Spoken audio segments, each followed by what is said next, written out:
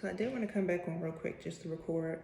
This isn't my last progesterone shot because once the results come back positive tomorrow, you still have to take it for like either 8 to 12 weeks in your first trimester or something like that. But I know I hadn't been on here in a while to show you guys how I do it. So I have my progesterone oil, my needle to draw the oil, and then I have to swap out this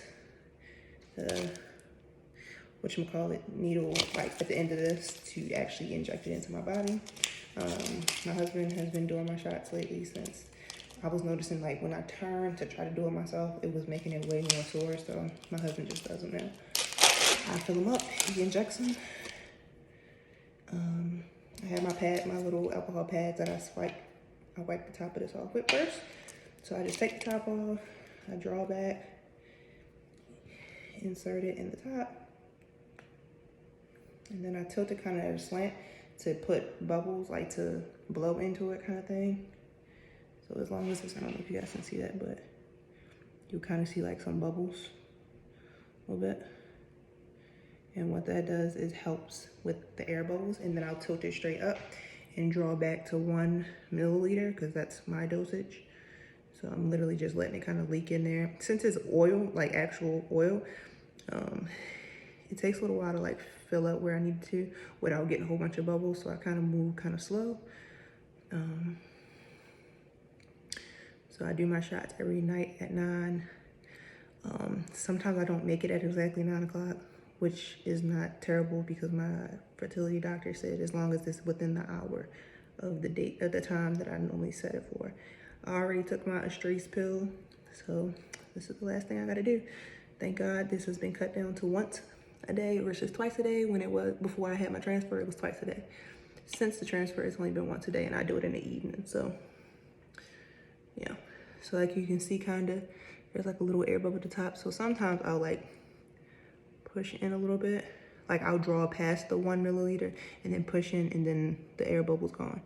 Then once I take it out, it might drip a tiny bit, but I'll put the cap back on, twist that off, throw that in my little red thing, and then I'll put the injection syringe needle on there.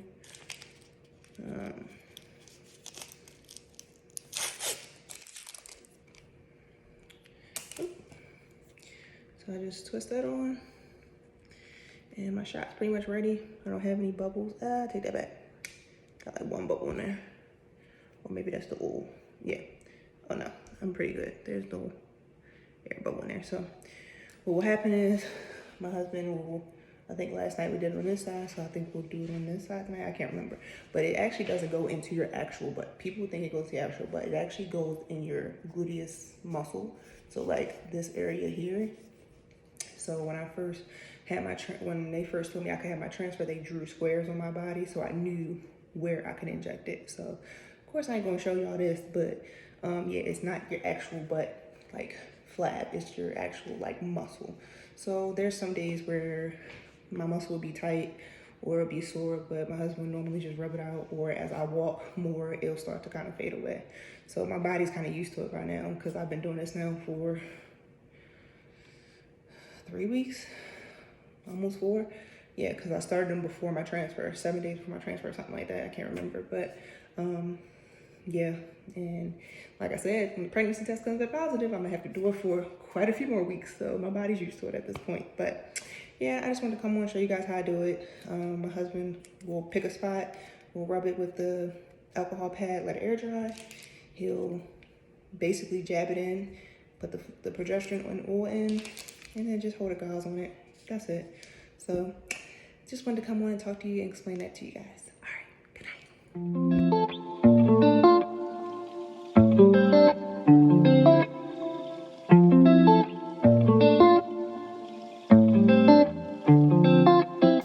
All right guys, good morning. I just got to my appointment 15 minutes early, but they just called me and told me I can head on up. So I'm about to go up and get my blood test done. Hopefully it only takes them like a few hours to get me my results back, but I'm very excited about today. This morning I woke up, took my estrase, my vitamin, my prenatal vitamin, and my vitamin D vitamin, had a smoothie and just a protein like cranberry almond bar.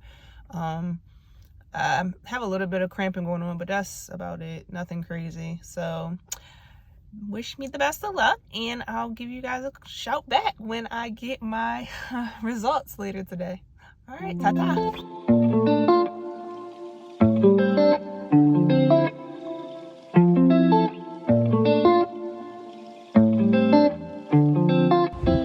Well, guys, as you heard on my other part of my video, or maybe you couldn't hear because of the wind, but I am very much so pregnant. My blood test did come back positive.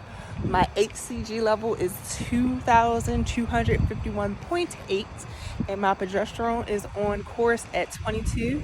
I have to go back in for a repeat blood work in 2 days, so that'll be Friday, and if everything looks good with that, they said it should go, my HCG should go up by 60%, and if it's gone up by that properly, then my first ultrasound will be next week, which is so crazy to me because I'm like, can you even hear a heartbeat? Or maybe they just want to check for movement, I don't know. But I'm very much so pregnant, as I told you guys, but we already knew that, right? Trust me when I tell you this has been a blessing. I can't thank God enough. There were times when my faith was dwindling, but thank God I'm surrounded by a village of people who prayed for me, who kept me busy, who kept my mind positive with this journey.